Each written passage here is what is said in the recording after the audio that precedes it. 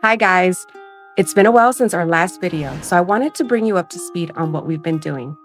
After checking out 3 of Colorado's most charming Christmas towns, December found us settling down and preparing for the holidays. We got snow, we celebrated Christmas, and we brought in the new year together. When we left Florida, we weren't in the best shape of our lives. So in January, like we all do, we committed to getting fit. We joined a gym, we changed our diet, and committed to being more active. It snowed again, and we celebrated Jen's 15th birthday.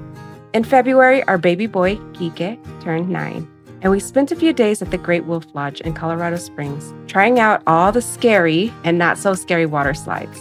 March brought back spring weather, so we planted some seedlings, got our fishing license, and checked out the towns of Evergreen and Georgetown in search of rainbow trout. In April, we flew back to Florida to do some much-needed maintenance of our Airbnb, Magnolia House.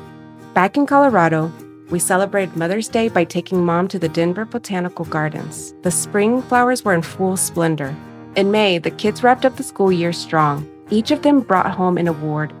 After 4 disciplined months and 20 pounds lighter, Ron finally broke his diet. No regrets. Genesis and I took a quick trip back to Atlanta to celebrate Abby's high school graduation. Such a proud moment for the whole family. We also finally convinced Mom to join us for a mountain day trip. What was supposed to be a peaceful stroll around Bear Lake in Rocky Mountain National Park turned into an icy, snow-covered comedy of errors. The 1-mile loop felt more like a slip-and-slide obstacle course. Funny for us, but definitely not for Mom, who swore she's never doing that again. And that brings us to now.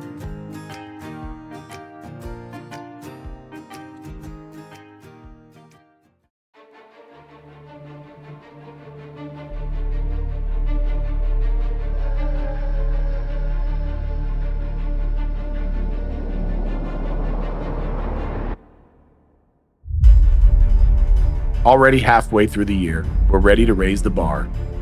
This next chapter, it's a big one. In fact, it's the biggest challenge we've ever taken on as a family. We're climbing 6 of Colorado's 14ers, mountains over 14,000 feet tall, and we're calling this series, Do Hard Things. Why? Because growth doesn't happen in the comfort zone. Because we want to teach our kids that struggle builds strength.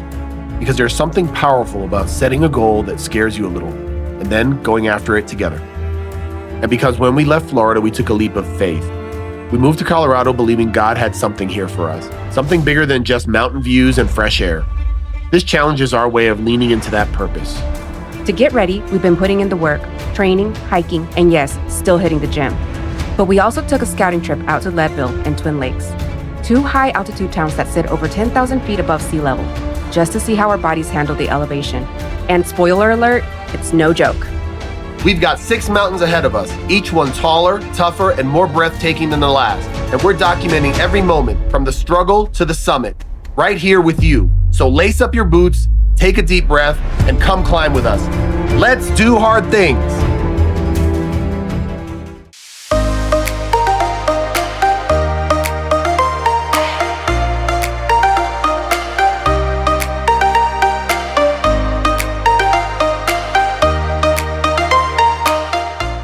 Today we're heading to the town of Leadville, Colorado, the highest incorporated town in America. Before taking on our first 14er, we knew we had to get our bodies used to the altitude. So we headed to one of the highest towns in America, Leadville, Colorado, sitting at over 10,000 feet above sea level. The air is a little thinner up here, but the charm, it's overflowing. All right, we made it to Leadville. We're here in the parking lot, and look at that background. Can you see that, guys? Tallest mountain in Colorado, Mount Elbert. Tabor Opera House. Leadville felt like stepping back in time. The streets are lined with old Western-style buildings, colorful storefronts, and unique local shops.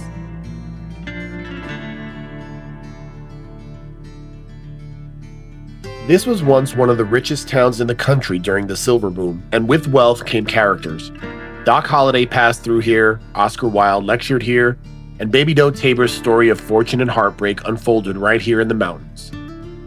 One of Leadville's most inspiring figures was Molly Brown. Before she became the unsinkable Molly Brown, she lived here in Leadville, where her husband, J.J. Brown, struck it rich in the silver mines. That fortune launched them into high society, but Molly never lost her grit or her heart. When the Titanic sank in 1912, Molly was one of the few who kept her composure. She helped load others into lifeboats, and when she was finally forced into one herself, she urged the crew to go back for more survivors, arguing, pleading, even threatening to take the oars herself. Later, she helped raise money for destitute survivors and became a national heroine. Her courage and compassion in the face of disaster are part of what made her legendary.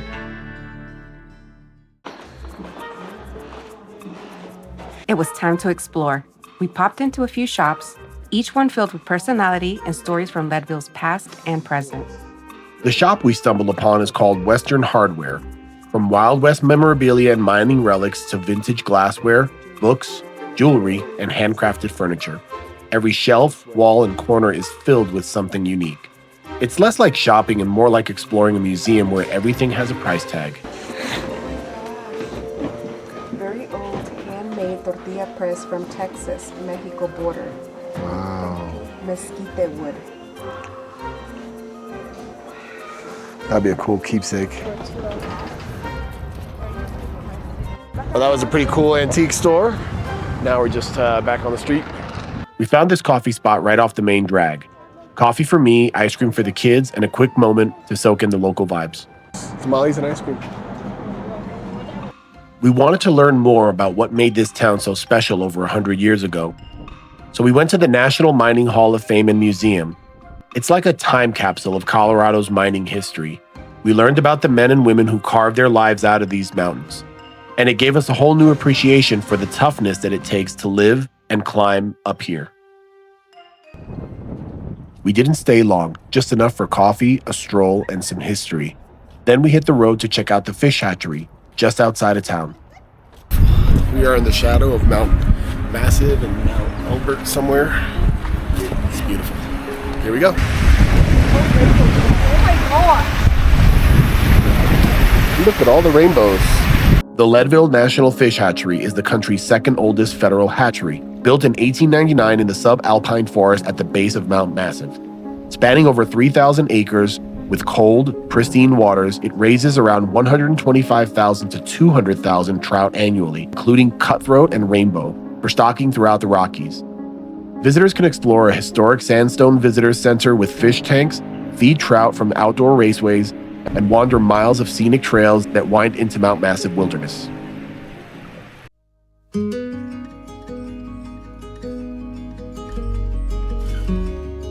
After immersing ourselves in the stories of Leadville's mining past, we took the scenic drive south, just a few miles, but it felt like stepping into a different world. The mountains opened up, the noise fell away, and we arrived at Twin Lakes.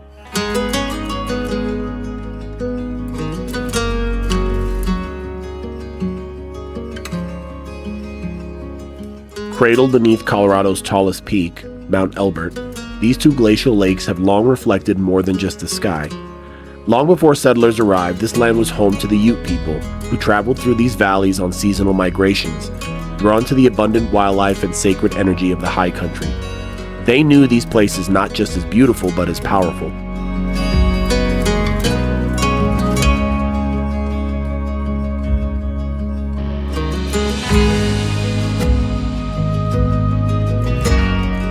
Now, generations later, it's our turn to stand by these waters. The kids cast their lines, chasing trout just like countless others before them.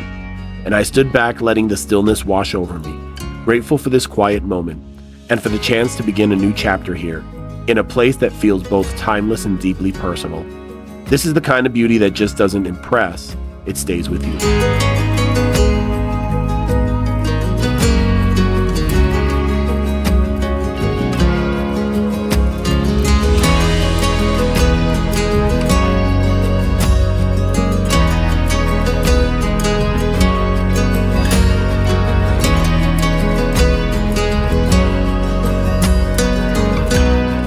For Diana and me, this move was never just about a change in scenery. It was about giving our kids something lasting. A childhood rooted in the outdoors, in wonder, in places where the air is fresh and silence speaks. Because one day, when we're gone, who will care for these wild, beautiful places if not the children who grew up loving them, who saw their parents pause, breathe, and make memories in the shadow of the mountains and the reflection of still waters. We want to plant that seed, one fishing trip, one quiet walk, one mountain view at a time.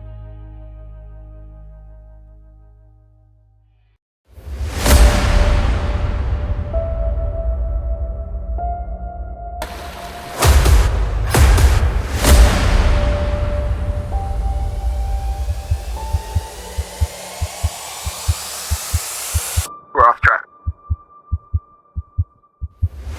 Next stop, 14,065 feet above sea level. Don't miss our next video as we take on Mount Bierstadt and begin our 6-peak challenge. We thought Mount Bierstadt would be a simple first step into the world of 14ers. We just passed the point of no return. But things did not go quite as planned. Join us next time when our adventure takes a turn we didn't see coming.